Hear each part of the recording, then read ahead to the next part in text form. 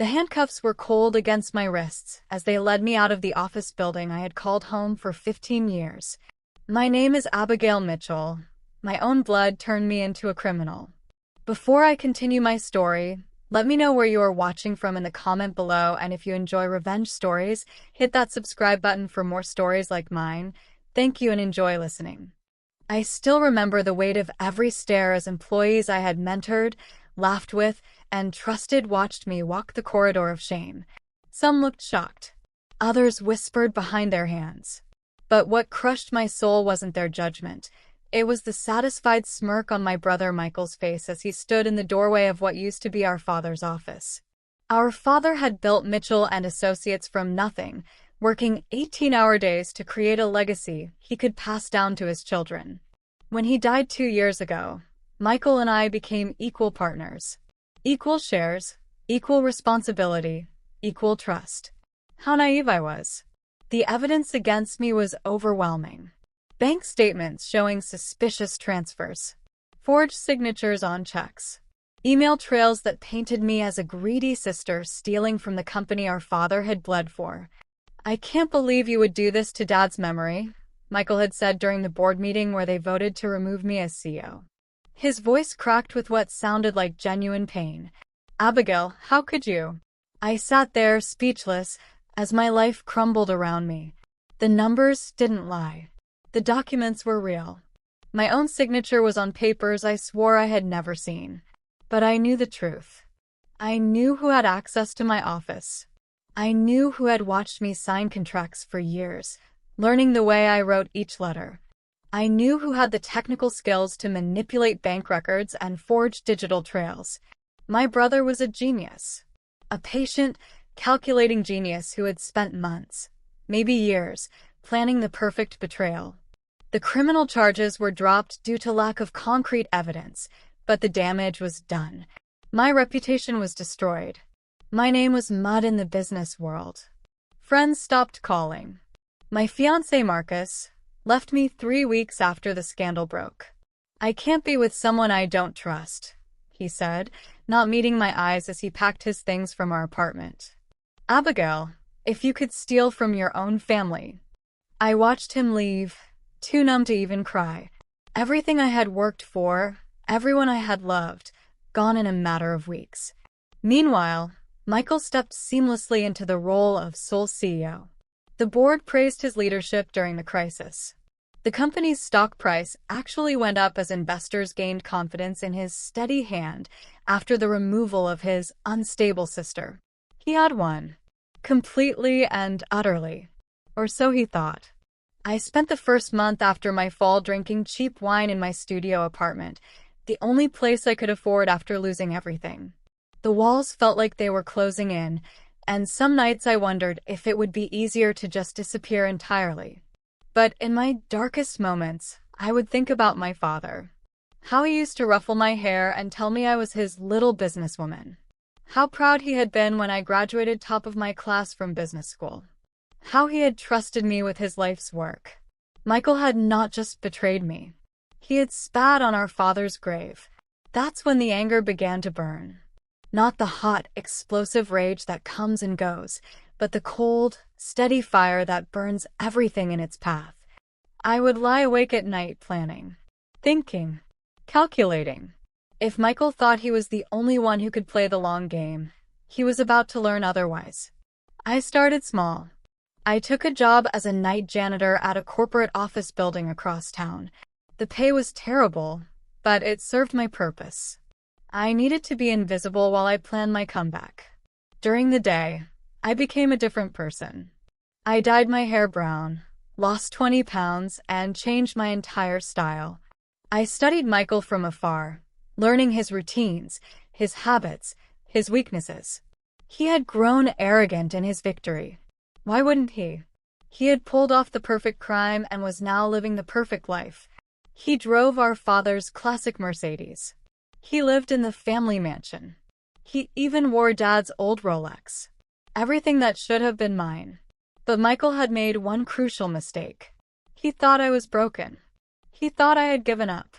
He had no idea that his beaten sister was watching, learning, and planning.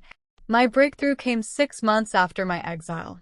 I was cleaning offices late one night when I overheard two accountants talking about a company called Sunset Holdings. The name meant nothing to most people, but I recognized it from the financial documents that had destroyed my life. I spent the next week researching Sunset Holdings. On paper, it looked like a legitimate investment firm. But as I dug deeper, using skills I had learned in my MBA program, I began to see the cracks. Sunset Holdings was a shell company, a ghost created to hide money and manipulate financial records. And according to the state registration documents I found buried in public records, it had been incorporated 3 years ago. 1 year before our father died. 2 years before I was accused of embezzlement. The signature on the incorporation papers made my blood run cold. It was Michael's handwriting, but he had signed my name. Finding that first thread gave me hope, but I knew I needed more. Michael was too smart to leave obvious evidence lying around. I had to be smarter. I spent my savings on a private investigator named Jake Morrison. Jake was a former police detective who had been forced to retire after exposing corruption in his department. He understood what it meant to be betrayed by people you trusted. Your brother covered his tracks well, Jake told me after his initial investigation. But everyone makes mistakes when they think they're untouchable. Jake was right. Over the next 8 months, we slowly unraveled Michael's web of deception. Hidden bank accounts in the Cayman Islands. Fake contracts with non-existent companies. A pattern of financial manipulation that went back years. Michael hadn't just framed me for embezzlement. He had been systematically stealing from Mitchell and Associates since before our father's death. The money he claimed I had stolen was actually his own theft, cleverly redirected to make me look guilty. But the most devastating discovery came when Jake found evidence that Michael had been slowly poisoning our father with arsenic. Dad hadn't died of natural causes. He had been murdered. When Jake showed me the lab reports proving arsenic poisoning, something inside me snapped. I sat in his office, staring at the documents, and felt a darkness I had never experienced before. Michael hadn't just stolen my life and my father's business. He had killed the man who had raised us, loved us, and trusted us with everything he had worked for. Abigail, Jake said gently, we need to take this to the police. This is murder. But I shook my head. Not yet. I want him to suffer first. I want him to feel what I felt when my whole world collapsed. Jake looked worried. Revenge is a dangerous game. Sometimes it changes you into something you don't recognize. I met his eyes, and I saw him flinch at what he found there. Good. Maybe it's time I became someone Michael should be afraid of. I spent 3 more months perfecting my strategy. I wouldn't just expose Michael's crimes. I would destroy him the same way he had destroyed me. Slowly. Publicly. Completely. First, I needed to get close to him again. I created a new identity. Rebecca Stone, a potential investor interested in acquiring small businesses. I used makeup, colored contacts, and a blonde wig to completely transform my appearance. Even my own mother wouldn't have recognized me. Michael, predictably, was eager to meet with a wealthy investor. His arrogance made him careless. During our first meeting, he bragged about how he had cleaned house at Mitchell and Associates and removed problematic elements from the company. He had no idea he was confessing to his victim. Over the next 2 months, I became Rebecca Stone completely. I met with Michael regularly, always wearing a wire that Jake had provided. I learned about his gambling addiction, his mounting debts, and his increasingly desperate attempts to hide his theft from the company's board of directors. The irony was perfect. Michael was now in the same position I had been in, trapped by his own lies and running out of time before discovery. But I wasn't ready to spring my trap yet. I wanted more than just justice. I wanted him to feel the same helplessness I had experienced. I began by targeting Michael's personal relationships. I anonymously sent his wife evidence of his gambling debts and his visits to expensive escort services. I made sure his business partners learned about his financial problems. I planted seeds of doubt about his competence and honesty. Watching Michael's world slowly crumble, gave me a satisfaction I had never experienced before. Each worried phone call, each argument with his wife, each suspicious look from a board member, it all fed the dark hunger growing inside me. Jake warned me that I was becoming obsessed. "You're losing yourself in this," he said during one of our meetings. "Your father wouldn't want you to become a monster for his sake." But I was beyond caring about what my father would want. All I cared about was making Michael pay for every moment of pain he had caused me.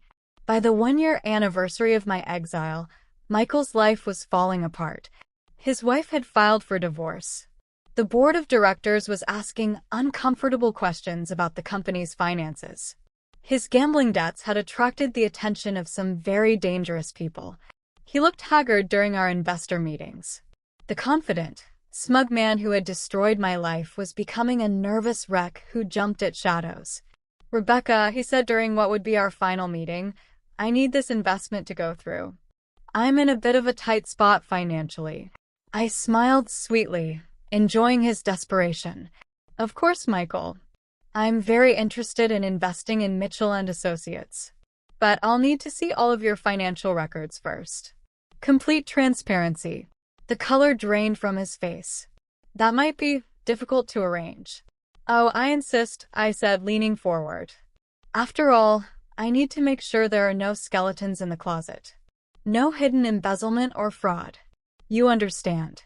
He nodded weakly, and I could see the sweat beading on his forehead. He knew his time was running out.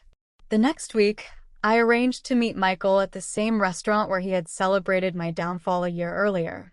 Jake was positioned at a nearby table, recording everything. The FBI agents I had been working with for the past month were waiting outside. Michael arrived looking like he hadn't slept in days. His expensive suit couldn't hide the fact that he was a broken man. "Rebecca," he said, sitting down heavily, "I need to tell you something about the investment opportunity." "Please do," I said, my voice calm despite the adrenaline coursing through my veins. "There have been some irregularities in our financial records. Some money has gone missing, and I'm not sure." "You mean the money you stole?" I interrupted. Michael's eyes widened. "What?" "No, I didn't. The money you stole over the past 3 years. The money you used to frame your sister for embezzlement. The money you've been gambling away while your father's company crumbles." He stared at me in shock. "How do you know about Abigail? Who are you?" I smiled and slowly removed my blonde wig, revealing my natural dark hair. Then I took out my colored contacts, exposing my real eye color. "Hello, Michael. Did you miss me?" Michael's face went through a series of emotions: shock, recognition, fear, and finally, desperate anger. "You're supposed to be gone," he hissed. "You're supposed to be broken." "I was broken," I admitted. "You destroyed everything I cared about. You killed our father and stole his life's work. You turned me into a pariah and watched me lose everything." "I did what I had to do," Michael said, his voice rising. "Dad always loved you more. You were his favorite, his precious little girl. Everything was always about Abigail this, Abigail that. I was invisible." "So you killed him?" "It was an accident," Michael shouted, then immediately looked around nervously. "I just wanted him to get sick so I could take over the company. I didn't mean for him to die. But you did mean to frame me for embezzlement." Michael's face hardened. "You had everything handed to you. The CEO position, Dad's respect, everyone's admiration. I had to work twice as hard for half the recognition. So yes, I framed you. And I'd do it again." I reached into my purse and pulled out a thick envelope. "This contains copies of all the evidence Jake and I gathered. Bank records, recordings, forensic evidence of Dad's murder. Everything needed to put you away for the rest of your life." Michael stared at the envelope like it was a snake. "What do you want?" "I want you to feel what I felt," I said. "I want you to lose everything the way I lost everything.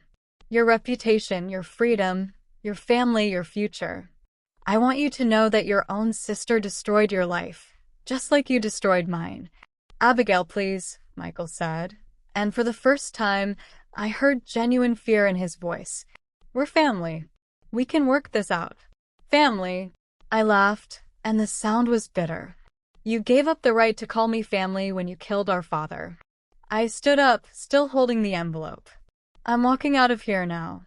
In exactly 1 hour, I'm going to the FBI with this evidence. You have that long to decide what you want to do with your last moments of freedom. Michael grabbed my wrist. Abigail, wait. You don't understand. If you do this, you won't get the company back. The scandal will destroy Mitchell and Associates completely. Dad's legacy will be ruined. I stopped. In all my planning, I hadn't considered this possibility. Exposing Michael's crimes would likely destroy the company our father had built from nothing.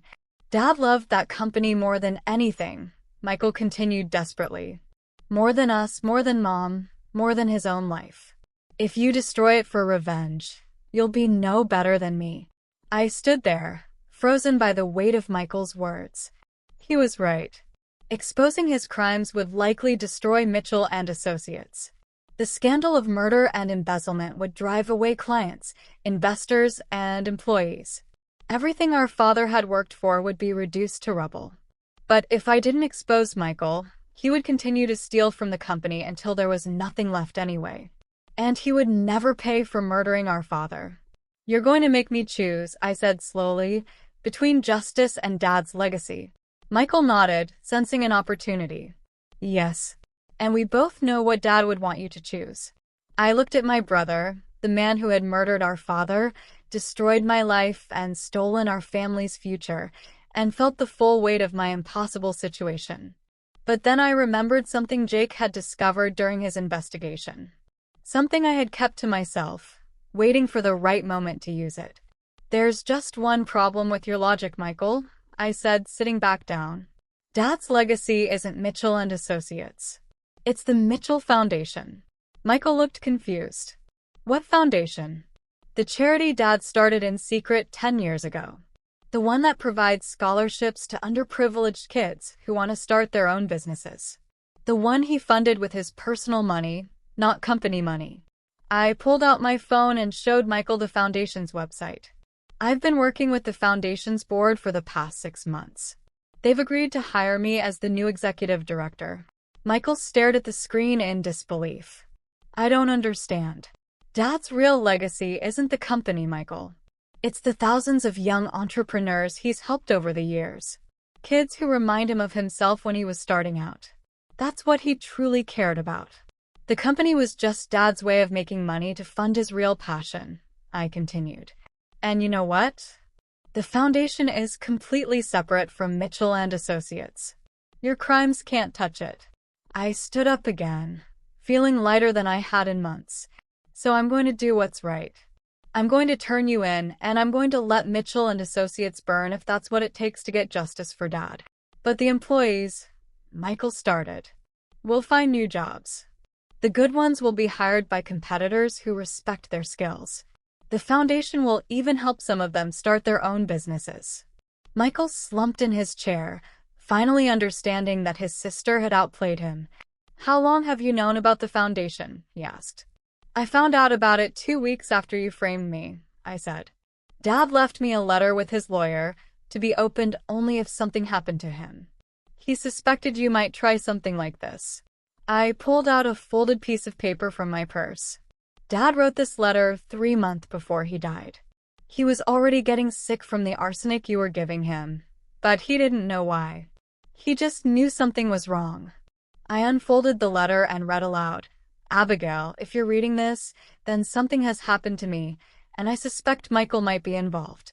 I've known for years that your brother resents you, and I've seen the way he looks at the company books. I hope I'm wrong, but if I'm not, I want you to know that the business was never my true legacy. My real legacy is the foundation, and I've made sure you'll always have a place there, no matter what happens to the company. Michael's face was pale. He knew. He suspected. And he prepared for it. Just like I prepared for this moment. I walked to the restaurant's entrance and signaled to the FBI agents waiting outside. They moved quickly, surrounding our table before Michael could react. Michael Mitchell, the lead agent, said, "You're under arrest for the murder of Robert Mitchell and for embezzlement of corporate funds." As they read Michael his rights and placed him in handcuffs, He looked at me with a mixture of hatred and respect. "You really did become someone I should be afraid of," he said. "Yes," I replied. "But unlike you, I became someone Dad would be proud of." The trial lasted 6 months.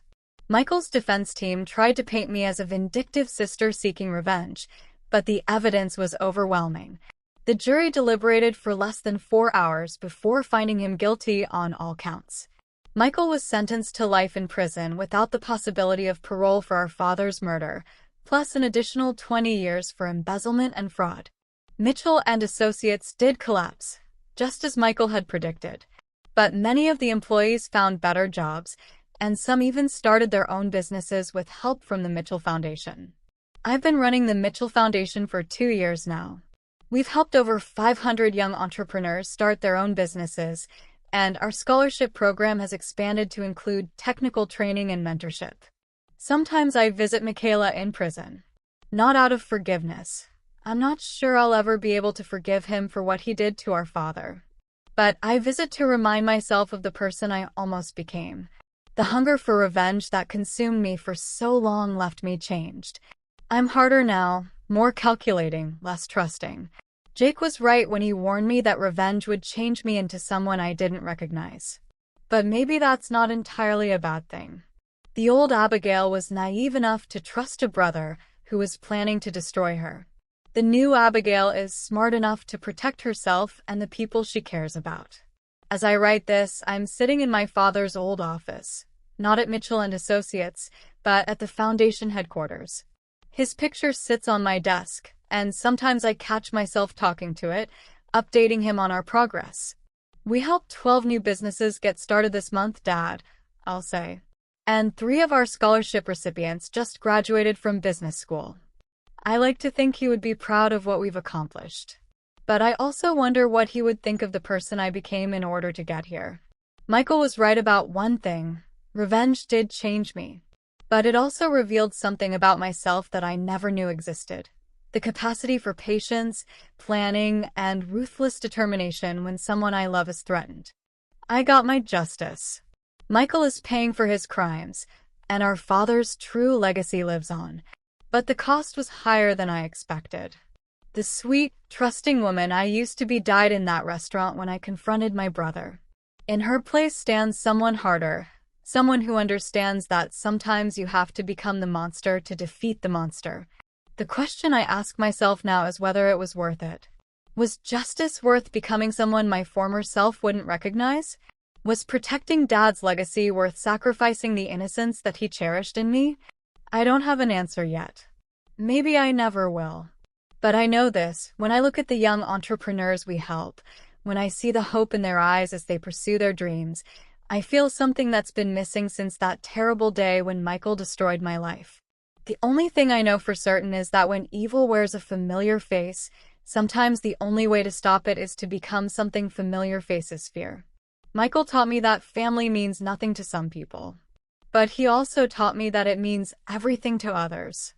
I just had to decide which kind of person I was going to be.